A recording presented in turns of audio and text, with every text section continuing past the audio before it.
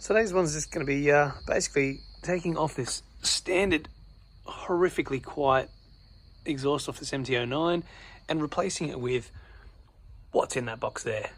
So it's going to be pretty much a bit of a how-to to remove the exhaust, which will be beneficial for anyone that's taking off an exhaust on pretty much any one of these Mt09s, FC09s. So first half basically is just going to be showing you how to get these off.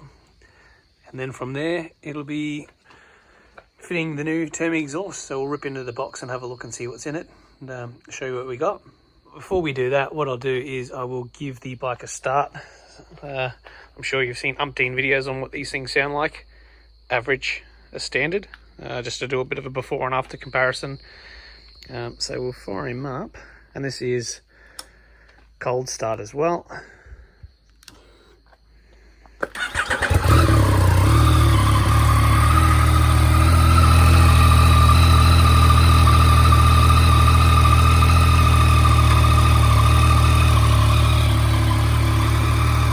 So really nothing to write home about.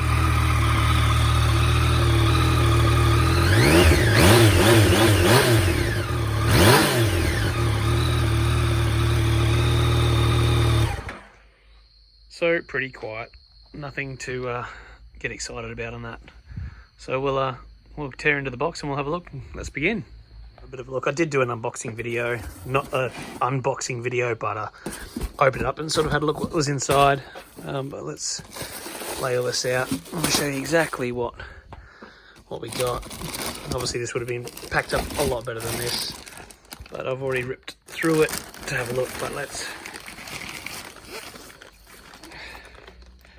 see what we have there.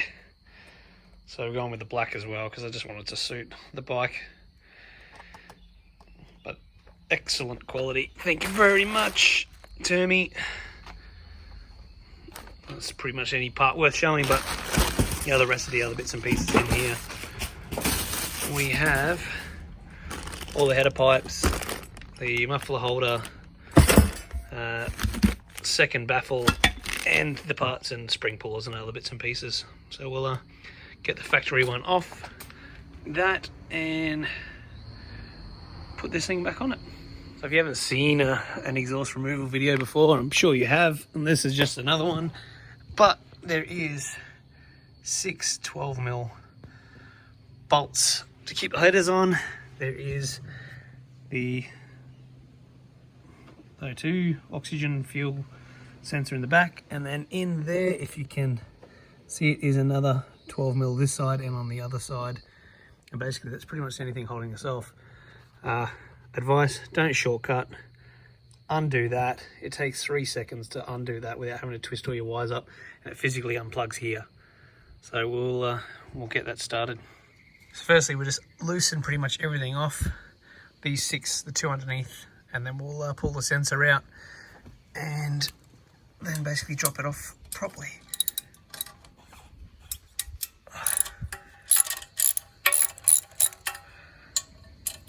Like I said, there's 6 up underneath here. Obviously running the exhaust makes it a little warm, but it's not too bad.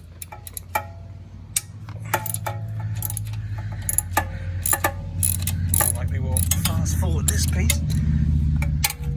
I'm sure everyone knows how to take off bolts. Pieces on here, they're obviously not cranked on super tight because with heat and cold they're going to shrink and heat and expand. So just be mindful when you're putting them obviously back on that you're not just cranking them down. There will be, I'll have a look and I'll find out the torque settings, torque specs for these ones as well, just so you obviously got all the measurements and all the bits and pieces you're going to need to do this yourself.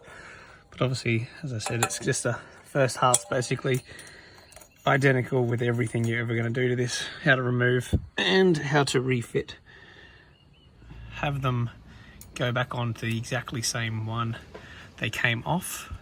However, I always think it's good practice to do that just in case. So I've got them set out top and bottom and obviously left to right, just so in case there's any slight difference in the threads or anything like that, it's going to save any issues of cross-threading it or putting something on you'll never be able to get off again. Just worth a mention. The nuts off except for this one on the corner here. to hold these front headers on, and then we'll move down to the back section and loosen these off and get everything else unbuttoned, and move on to fitting the other exhaust. Rear section, it's just another 12mm.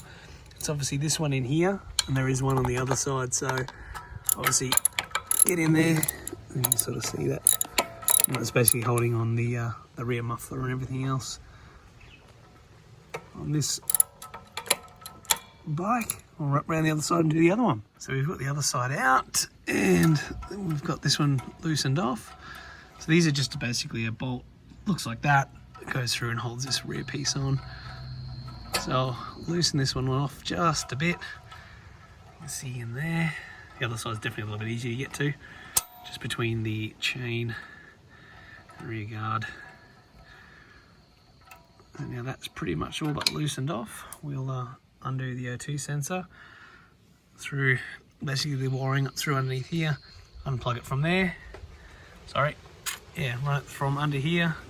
I'll unplug this, clip it off, and then undo that. So there's obviously no issues twisting the wires and things like that.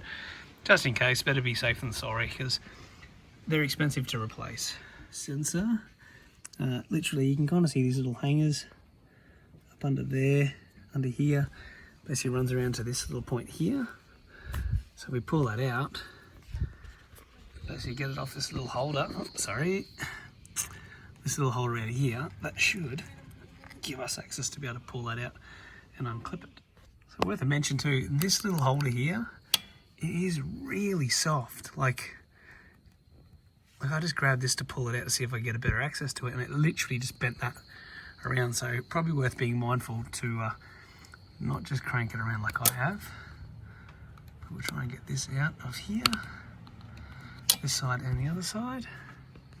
They should just pull out, angling, but there is a little clip on this side here, and for reference there is a little one on the back. So look, it's 4 wires, so you don't really want to twist them around, because if this fails, then so you're in for an expense to replace that. But I said it took about 30 seconds to get that off. But definitely I think worth the time, not to damage your little sensor here. So basically once you get all those out, that's it. So you got the 2 bottom ones that hang underneath, basically 2 bolts either side, as I mentioned before, your sensor, and then as you can see on these, there's 2 on either side. So when you're doing aftermarket exhausts, nearly every single one that I've seen, it suggests you use all the factory bolts and hardware to put on. The only thing probably worth recommending is to get yourself some new crush washers in underneath. Is it important?